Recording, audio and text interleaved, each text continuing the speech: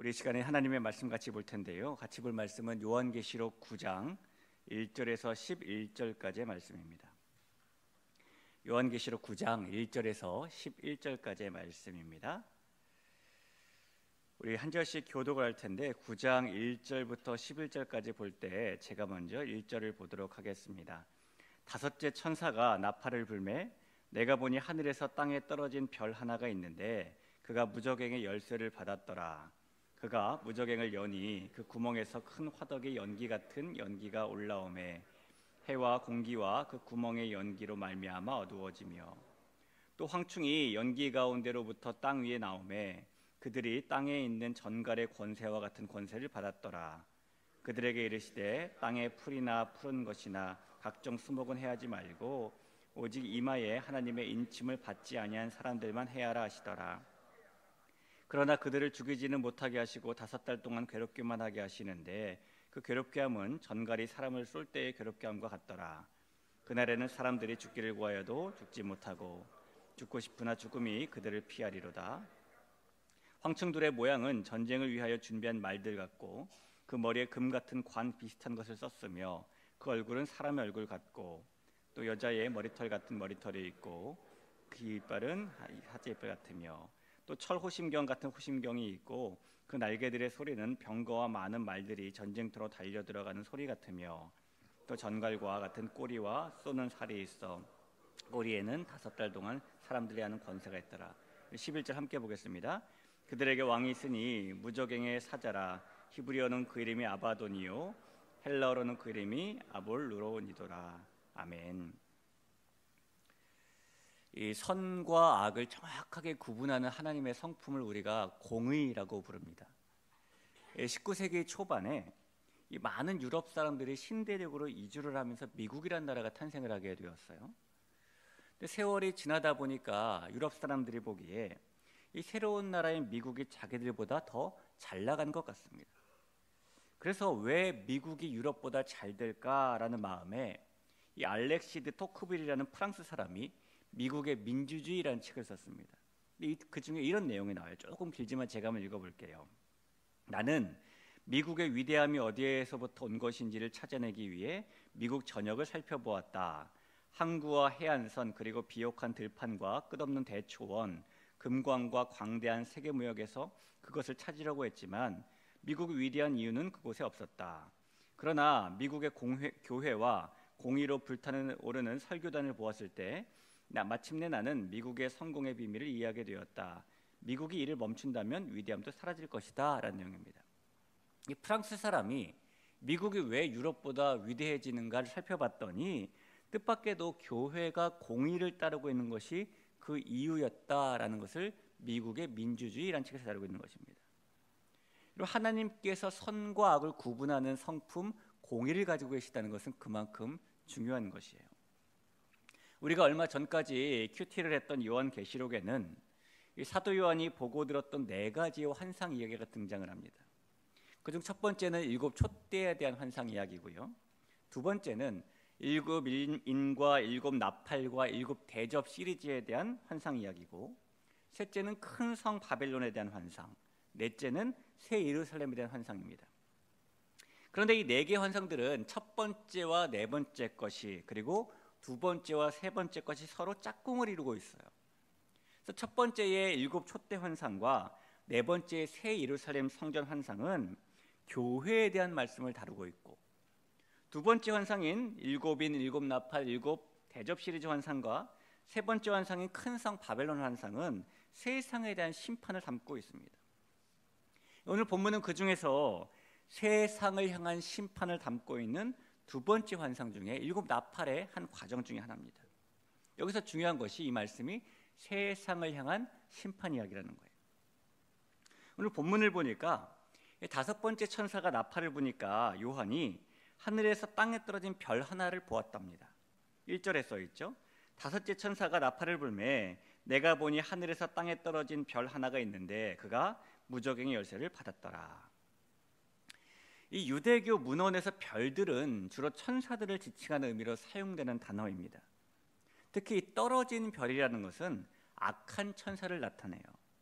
그래서 이 말씀에서 하늘에서 땅에 떨어진 별 하나는 하나님을 대적하는 악한 천사를 의미합니다.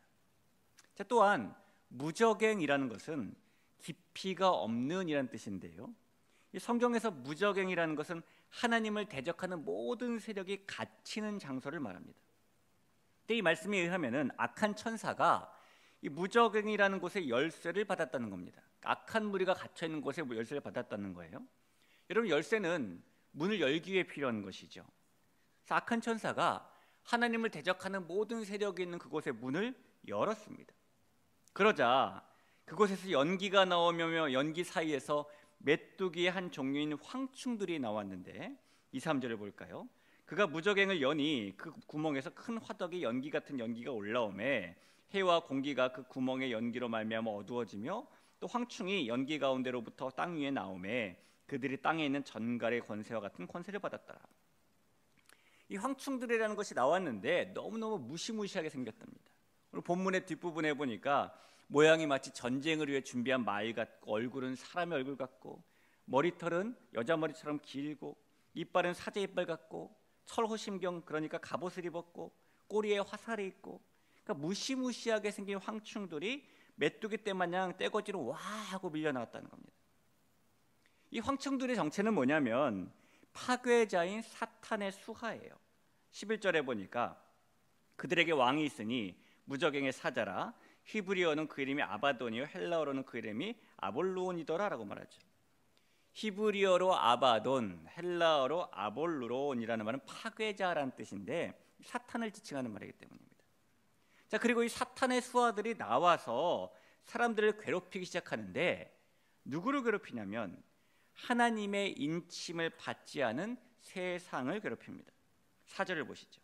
그들에게 이르시되 땅에 풀이나 푸른 것이나 각종 수목은 해하지 말고 오직 이마에 하나님의 인침을 받지 아니한 사람들만 해하라 하시더라라고 말하죠. 이것이 이제 오늘 본문의 이야기예요. 근데 여러분 이 이야기를 보면서 참 이해가 되지 않는 부분이 하나 있습니다. 이 말씀은 분명히 하나님의 인침을 받지 아니한 사람들, 즉 불신의 세상을 향한 심판의 말씀인데 여러분 이 세상, 불신의 세상을 향한 심판을 지금 누가 하고 있는 것입니까? 악한 천사가 풀어놓은 사탄의 수하들이 하고 있다는 거예요. 근데 가만히 보면 하나님을 미워하는 세상, 하나님을 불신하는 세상이나 하나님을 대적하는 사탄의 수하나 초록의 동생 아닌가요? 이 둘은 하나님을 대적한다는 면에서 서로 같은 편이에요. 근데 서로 같은 편인 사탄의 수하가 자기와 같은 편인 불신자 세상에 대해 심판을 한다는 것입니다. 여러분 여기서 우리는 이 사탄의 특징을 하나 발견하게 되는 거예요. 이 사탄은 자신을 따르는 자들을 같은 편이라고 잘 대해주는 존재가 아닙니다.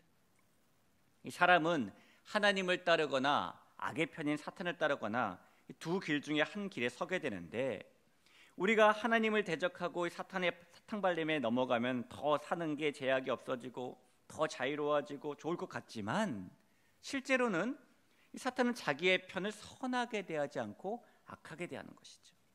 따라서 우리는 그 악의 세력에 넘어갈 필요가 없어요. 자, 반대로 우리는 하나님의 인침을 받은 사람들로 서야 하는데 이 말씀은 1세기 성도들이 너무나 잘 알고 있던 에스겔 말씀을 배경으로 하고 있는 말씀이에요. 에스겔 9장 4절을 보겠습니다.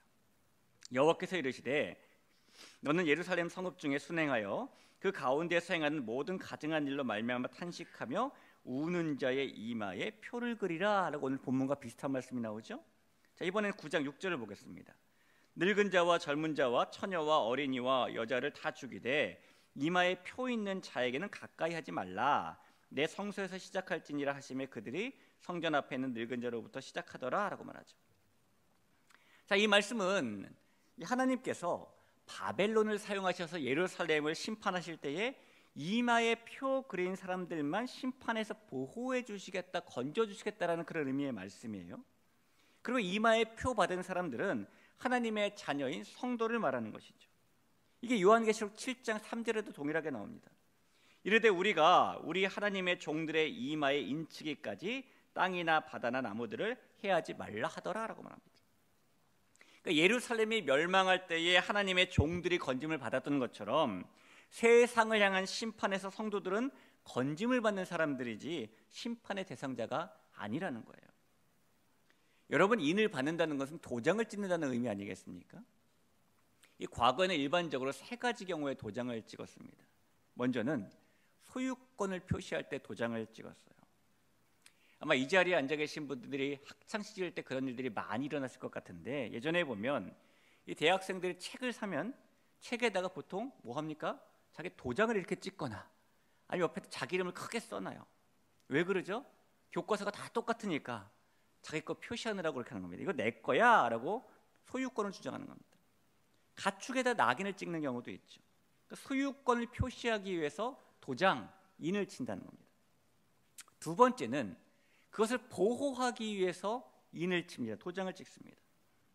그리고 옛날 시대극들을 보다 보면 가끔씩 공적으로 보내는 서류나 아니면 공적으로 보내는 편지 봉투를 밀봉하고 도장을 찍는 모습을 보는 적이 있습니다. 그 내용의 비밀을 보호하기 위해서 도장을 찍는 것이죠. 자, 이렇게 보호를 위해 도장을 찍습니다. 세 번째 경우는 이 내용이 사실임을 증명하기 위해 도장을 찍어요. 여러분, 우리가 공적인 문서에 도장을 찍으면 이 내용이 사실이다라는 것을 우리가 확인하는 것이잖아요. 이 도장이 찍혀지지 않은 문서는 그래서 받아들여지지 않는 것이고, 반드시 본인의 도장이 찍힌 경우에 그것이 사실이구나라고 받아들여지는 것 아니겠습니까? 이 세 가지 경우에 도장, 인을 치는 겁니다. 하나님의 인치심을 받는다는 것도 마찬가지예요. 인치심을 받은 하나님의 사람들은 곧 하나님의 소유인 사람들인 것이고, 하나님께서 보호하시는 사람들인 것이고, 그러한 일들이 분명한 사실이라는 것입니다. 성도 여러분, 하나님께서는 불신과 악함으로 가득한 세상을 언젠가는 심판하십니다. 그러나 그 하나님께서는 모든 것을 다 이해해 주시고, 모든 것을 용서해 주시고, 모든 것을 다 사랑으로 덮어주시기도 하셔요. 단 누구에게만 그럴까요? 하나님의 인치신 자녀에게만 그러신 겁니다. 하나님께서는 하나님을 사랑하는 자녀들에게는 사랑의 성품을, 하나님을 대적하고 하나님의 원수의 편자들에게는 선과 악을 구별하시는 공의의 성품을 보이시는 겁니다. 이 오늘의 메시지는 이 출애굽 때 일어난 사건과 일면 흡사한 부분이 있어요. 오늘 황충이 나타나가지고 하나님의 인치심을 받지 못한 사람들만 해하는 모습은, 과거 애굽에서 이스라엘 백성들이 출애굽을 할 때에 자기들의 집 문설주와 인방에다가 어린 양의 피를 바름으로 하나님께서 애굽 사람들에게 내리신 재앙을 피해갔던 모습과 비슷하죠. 그때 이 출애굽 사건을 통해서 하나님께서 보여주신 그 마음은 무엇일까요? 애굽에 대한 심판이 하나님의 궁극적인 목적입니까? 아닙니다. 그 심판 가운데서도 하나님의 백성을 구원하시는 것이 하나님의 참된 목적이고 본질이에요. 그렇다면 이 요한계시록의 말씀도 마찬가지입니다. 하나님의 관심은 하나님의 인을 받지 않은 사람들에 대한 심판에 포커싱이 되어 있는 것이 아니라 하나님의 인을 받은 하나님의 백성들의 구원에 초점이 맞춰져 있는 것이죠. 그렇다면 여러분, 오늘 본문을 묵상하면서 오늘 우리가 가져야 될 태도는 이 과거 출애굽 백성들이 가졌던 태도와 동일해야 할 것이에요. 하나님께서 출애굽을 막 한 이스라엘 백성들을 향해 이런 말씀을 하시죠. 출애굽기 13장 16절인데, 이것이 내 손의 기호와 내 미간의 표가 될지라, 이는 여호와께서 그 손의 권능으로 우리를 애굽에서 인도하여 내셨음이니라 할지니라 라며 말하면서 이 건지신 하나님을 기억하라라고 말하는 거예요. 우리가 오늘 하나님을 향해 가져야 될 태도는 그들과 동일하게 우리를 건지신 하나님을 찬양하고 기억하는 겁니다. 자, 모세와 이스라엘 백성들은 홍해를 건너자마자 하나님께 이런 찬양을 드려요. 출애굽기 15장 11절을 볼까요? 여호와여, 신중에 주와 같은 자가 누구니이까? 주와 같이 거룩함으로 영광스러우며 찬송할 만한 위엄이 있으며 기이한 일을 행하는 자가 누구니이까? 하나님의 높으심을 높이자라고 지금 찬양하는 겁니다. 오늘 우리가 가져야 될 태도는 하나님의 높으심을 높이는 겁니다. 그 어떤 누구와도 비교할 바 못되는 하나님께서 바로 우리의 하나님 되신다는 사실이 이 출애굽기뿐만이 아니라 요한계시록을 통해서도 우리가 누릴 소망이자 기쁨이 되는 것이죠. 그러니 여러분, 어떻게 우리가 그런 하나님을 영화롭게 하지 않을 수 있겠습니까? 의외로 많은 분들이 요한계시록 읽는 것을 걱정하고 두려워하고 무서워하기도 하죠. 하지만 이 성경을 읽으면서 우리는 하나님께서 얼마나 공의로운 분이신지, 얼마나 사랑과 구원의 하나님이신지를 더 깊이 만나게 돼요. 여러분, 이 요한계시록에는 성경이 기록된 당시에 이 성경을 읽었던 사람들의 상황을 한번 유추해 볼까요? 요한계시록을 받아봤던 성도들은 로마 제국 박해 속에서, 특별히 로마 황제 숭배에 강요받던 시대 속에서 믿음을 지키려고 부단히 발버둥치던 그런 사람들이에요. 로마 황제 중에서 기독교인을 박해하는 데 최고였던 네로 황제나 또는 도미티안 황제가 통치하고 있을 때에 이 목숨을 위협하는 그 심한 박해 속에 살아가고 있는 성도들이 이 요한계시록을 받아읽으며 무슨 생각을 했을까요? 야, 우리에게 오늘 이 어려움은 심판이야, 이렇게 생각했을까요? 아닙니다. 결국에는 하나님께서 황충이 하나님의 인을 받은 사람이 나를 해하지 못하게 하시고 하나님의 원수들만 심판하시는구나 라는 구원의 메시지, 희망의 메시지로 받아들여졌겠죠. 하나님께서 내가 그런 세상 속에서 너를 소유 삼고 내가 너를 보호하고 심판에서 건질 너희의 하나님이 바로 나다라고 말씀하시는 분이라는 그런 메시지로 들렸을 것입니다. 그러니까 이 요한계시록에 보여주는 하나님의 분명한 관심은 심판이 아니라 우리를 향한 구원에 있어요. 사랑하는 성도 여러분, 우리가 희망차게 소망을 품고 2025년을 새롭게 기대와 함께 출발을 하지만 분명히 이 새해에도 우리에게 뜻하지 않은 걱정거리도 생길 것이고 생각지 못한 어려움도 생기겠지요. 우리가 그러지 않기를 바라지만은 현실 속에서는 우리를 찾아올 겁니다. 이 사람들은 일반적으로 어려움을 당하면 불평도 하고요, 원망도 하고 때로는 너무 그것이 심하면 자포자기도 하죠. 그러나 성도들은 하나님께 나아가 간절히 기도하며 우리에게 있을지도 모르는 죄를 회개하며 하나님의 뜻을 찾아갑니다. 그러면 하나님께서 우리를 건져 주시는데, 하나님께서 우리의 기도를 들으시고 건져 주시는 이유는 건짐받는 우리가 하나님을 그때 영화롭게 할 수 있기 때문이에요. 시편 50편 15절에 분명하게 써 있습니다. 환난 날에 나를 부르라, 내가 너를 건지리니 내가 나를 영화롭게 하리라 라고 말하죠. 하나님께서 우리를 통해 영화롭게 되시는 일에 관심을 두고 계시고 그래서 우리를 건져주신다는 거예요. 어느 추운 날에 달팽이 한 마리가 사과나무를 정말 기어 올라가고 있었습니다. 이 달팽이가 속도가 느리다 보니까 세상 느리게 조금씩 위로 올라가는데, 조금 올라가다 보니까 갑자기 나무 껍질 틈새에서 벌레 한 마리가 나오더니 달팽이에게 이렇게 말했어요. 야, 달팽이야, 너 쓸데없는 힘을 지금 낭비하는구나. 야, 지금 추운 날씨를 봐. 지금은 저 위에 사과가 하나도 없을 때야. 그래서 달팽이가 계속 기어오르면서 이렇게 말해요. 나도 알아. 하지만 내가 천천히 저 꼭대기에 도달할 때쯤이면, 그때쯤이면 사과가 열릴 거야 라고 합니다. 맞는 말이죠.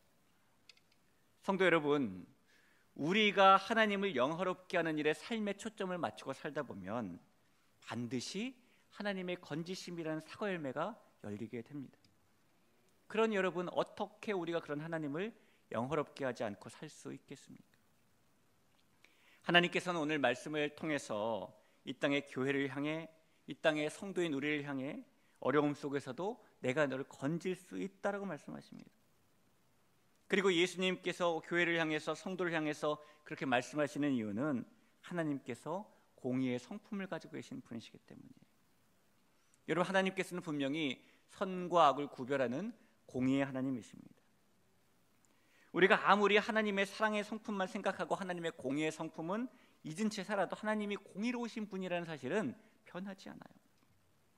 그래서 그 공의가 반드시 이루어질 것이기 때문에 우리는 어떤 어려움 속에서도 우리를 건지실, 세상을 심판하실 하나님을 영화롭게 하는 일에 집중하며 살 수 있는 것입니다. 그 하나님께서 우리에게 영화로움을 받으시기 위해서 건지심의 구원을 2025년에도 주신다는 것을 꼭 기억하며, 인치심을 받은 우리가 어떤 일을 만나더라도 그 건지실 하나님을 영화롭게 하고 살아갈 수 있는 귀한 한 해가 될 수 있기를 주님의 이름으로 간절히 축원합니다.